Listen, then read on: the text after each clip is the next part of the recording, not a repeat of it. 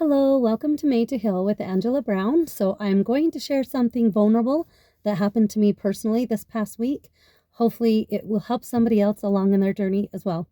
So, stay tuned for that. But before I get into that, I want to invite you to check out in the comment below the link my book called You Are Made to Heal Spiritually, Emotionally, Mentally, and Physically. It's just my journey of being stuck for 30 plus years with suicidal thoughts, depression, and a lot of anger, a lot of childhood trauma, a lot of things that I was stuck in, and I was a victim, and I didn't know how to overcome. And I hit rock bottom in the fall of 2015, and it has been now going on 10 years without having suicidal thoughts or depression.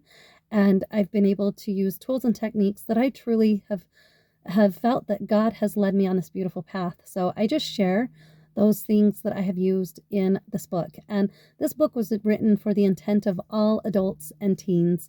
So, and no matter where you find yourself on your healing journey, I believe you'll find some value to it. So now I'll get into my vulnerable story that really happened. And you know what? It's vulnerable because it's embarrassing. For one, it's super embarrassing because I was so naive and I felt foolish after going through it. I just felt very foolish. But I was talking to my sister on the phone last night and she said, thank you for sharing your story and being vulnerable because I need to hear that as a reminder. And it's always good to share your story so it helps others from making the same mistake. And so this is why I'm doing a special video to help you not make the same mistake I did. So my family and I went out of town for 9 days. Wonderful vacation. It was great. I come home the next morning, I wake up and I get this email from, and I'm not going to name any names because I don't want you to, well, I'm like, maybe I do. So McAfee, I get this email from McAfee saying that X amount of dollars were going to be pulled out of my account. Well, it wasn't like $89 or whatever. It was like $499.85 to be clear on that. So I freaked out and I was like, what? I didn't authorize this payment. Oh my gosh, what's going on? So I immediately, that email had me so upset. And so I told my husband, I'm like, gosh, maybe I should call the bank. That was my first thought. And I should have stuck with that. I should have gone with what my very first thought was. But then, or maybe I just call them and go, hey, what's going on? I didn't authorize this. And he's like, yeah, maybe call them. And then if you don't get anywhere, call your bank. So I called the number on McAfee, and mind you, it looked like a legit letter with the letterhead, McAfee letterhead, and everything that was written in it was professional, sounded professional to me, and I just thought it was legit. So I call them, and I just said, hey, I didn't authorize this thing, and he's like, oh, I need you to get on your computer, or was it, I need you to get on your device. He didn't say computer. He just said, I need you to get on your device. And so I just grabbed the closest one to me, which was my laptop. And he said, I need you to fill out this refund form. And in order to do that, you're going to have to right click on your screen there and download the thing.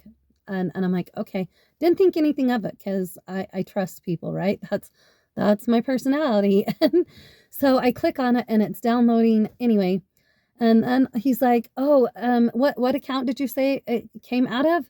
What were the last four digits of the account you think, that you said it came out of? And I'm like, well, I'm not sure. It didn't really say. And I was looking on my bank statements and I'm not really sure. And he's like, well, okay, why don't you open up a new window and go to your bank account and look up this, or go to your bank account and see if anything was charged. And I'm like, okay, no, we're good there. And then all of a sudden I'm like, this just doesn't feel right. And then all of a sudden I'm scrolling down on it and he's like, wait, ma'am, go back up. And I'm like, oh, he just said go back up. I'm like, in my head, I'm like, I think he can see my screen. So here he can see my checking account and everything. I'm like, oh my gosh. So as soon as that thought comes into me, I'm panicked and paranoid, and I hurried and logged out of my banking account. And and I said, did you just see everything that was on my screen? And he ignored that question. But I'm like, anyway, but he started getting upset with me and going, you need to go back in there. We've got to have you fill this out right. And, blah, blah, blah. And he was kind of in a panic mode going, hey, what are you doing? Go back into there. How come you did that, ma'am? How come you logged out? And so I was just like, oh my gosh. So I hurried and hung up the phone with him. And I called my bank and told them what happened, and they froze everything. They froze my account. And they suggested that I go to a computer guy, and I'm thinking, oh, I don't have time for this, but I have a neighbor that's very great with computers. And so I'm like, hey, can you help me? I downloaded this, and this is what happened. And I'm sure he was like, oh my gosh, bless your soul, but you are so naive. But he was like, oh yeah, you never download anything on your computer. Nobody's ever going to ask you to do that. That's legit. And so I'm like, okay, lesson learned. So he deleted everything on my device that had said McAfee or client support, because the thing I downloaded said client support. So I'm just thinking, it was legit. It felt legit until I'm like, oh my gosh, I think I just did a screen share, and now he's seeing everything that's on my screen. And then I panicked, and then I hurried and logged out and then hung up on him. Anyway, so my neighbor had deleted everything that had to do with that download name, anything and everything on my computer. And then he deleted anything and everything that had to do with McAfee. And so I'm thinking, okay, I'm good. And then I go to the bank and I'm like, hey, I need my account unfroze. I've got to get access to my accounts. That would be great. This has been kind of a pain in the butt. And they said, did you take your device to a computer store? And I said, no, I haven't. And they just said, well, we are not going to unfreeze your account until you have somebody professional that has looked over it. And I'm like, well, I took it to my neighbor, and they're like, well, we would like you to go to someone professional to make sure it was done properly. And as I'm at the computer store, telling them, because I took a thumb drive to save all my files, because I have a ton of stuff on my laptop, just years and years worth of work. And so I, took a little thumb drive, wanted to save that. I mean, I saw on the side of the screen, it said, downloads, documents, pictures, all this stuff in my files, right? I saw all those, but underneath it, I scrolled down and it went way longer than it has ever done. And I'm like, oh my gosh, what did this person do what did these people do to my laptop? And so I'm grateful I took it to a computer store, and they said, okay, you're good. Go get your bank account, unfroze.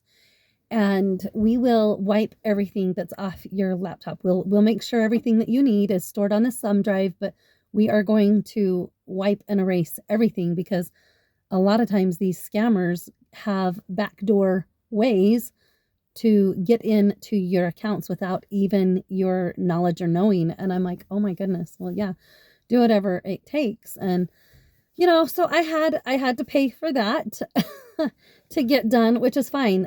Sometimes you're just willing to pay for that kind of service, so you have a peace of mind. And the time that it took for me to unfreeze my accounts and go to the computer store and all this stuff, it took about 6 to 8 hours of my time. It was a lot of my time. And you know what? I don't know about you, but I think everybody puts a high value on their time. We're all so busy. We all have a lot of things going on in our lives. Anyway, so I was able to get it unfroze. And as I was talking to the guy at the bank, and the computer place said, don't worry, we won't put it back online. We will not have the internet on whatsoever, as we are deleting everything and rebooting and wiping your laptop. And I said, okay, perfect. Anyway, so I was talking to the guy at the bank, and he's like, don't worry. He was so kind. He was like, don't worry. Just, this happens to a lot of people, and you're not the only one that just scammers get good. And Anyway, and he reassured me. He's like, if you really think you need new numbers or whatever, we'll do whatever you feel like you need to do. I did end up changing my user ID, name and password and stuff like that to keep stuff safe. But I was just like, oh my goodness. And he had said something profound that I'm like, you know what? You're right. He's like, these scammers out there, they will do what their tactic is they use fear. They use panic and fear. And so he said, you opened up that email and you were just like, what? And it had just put me in panic mode because here we're coming back from vacation, getting in the grind of things. And I'm like, I don't have time for this. Oh my gosh. And I went into a frenzy in my mind. And, and that's when, yeah, he's like, they really prey on that. And it's usually people that are in that mind frame of thinking. That's who ends up calling them. And anyway, so lesson learned, when I get an email from someone and it creates emotions that are unsettling to my spirit, my soul, if it creates fear, if it creates frustration, or if it creates like a lot of stuff like, what the heck? I didn't do this, or, whatever it is, if it's going to get me all upset, then I am not going to be so hasty next time to respond to an email. And in fact, so I let it throw me into a spiral, and I'm going to get even more vulnerable because looking back, I looked back at the email and who it was from, the sender. It didn't even say McAfee. It had some Alexis something that it didn't even say from McAfee to begin with, but I opened it and it was McAfee's a subheading on the business page. So it looked so legit. So, again, if I didn't go off of fear and all that stuff, and if I were in a calmer state of mind, I would have been like, oh, like that just doesn't look right. That's a scam. Because it's, because I get a ton of text messages, and I've had other scams on my emails that I'm like, oh, total scam. So I don't feel completely naive because I know there's a lot of scammers out there. But I am sharing my story to let you know that it happens to the best of us. And I was grateful that that's what the bank person said to me. But you still feel like a fool. And when you get scammed, you feel violated. It's a form of violation and it's just awful. And I'm sorry if any of you have fallen victim to any of that, because it's just not fun. It upsets your whole world and it's very upsetting. So I'm just sharing that. Pay attention to your emails. If it's creating a bunch of emotions of excitement, not like in a good way, or maybe even too good to be true. Maybe there are emails that are like, oh my gosh, I won a trip. What? Whatever. No, just really, really pay attention to that. And I don't know how people can scam other people and sleep at night. It's just not everybody. I have to understand that. I am an honest person. I'm a truthful, honest person. And so I think truthful, honest people, because I am so honest and truthful with other people, I kind of expect others to be that way with me. And I just got to realize not everybody's honest, not everybody's truthful. And so just more being on my guard. And so just God bless you guys in your journey. I just hope this story, my experience of this past week, will help somebody else so that you don't fall victim of scamming. Like I said, I get scam texts all the time. Like, I think Amazon is a big one where it's like, hey, click here, your package is undeliverable, click on this link or whatever. And I'm like, well, for one, I didn't even order anything on Amazon, so I don't even open it up. I just delete it. And so it's just really important to stay alert and not let your emotions take the better of you and make a situation worse. And so, hindsight 2020, I wished I would have been like, oh, that doesn't look legit, delete, that's passed off as scam. So anyway, there's a lot of people that are scammed, and no, you're not dumb for it if you've been a victim of scam. Unfortunate. It's just what happens. And so don't beat yourself up. I did. I beat myself up the whole day going, oh my gosh, how did I allow this to happen? Or why did I do that? I should have listened to my first initial instinct to, but I'm really glad because I'm grateful that I did get that sick stomach gut wrench feeling. And then I was like, oh my gosh, I had this thought like, I think they're seeing everything that I'm seeing on my screen. And when I asked if he could see what was on my screen, he wasn't being honest. And so it was just one of those, scary moments. So um, just be on your guard, be on guard all the time. And it's too bad not everybody likes to be honest and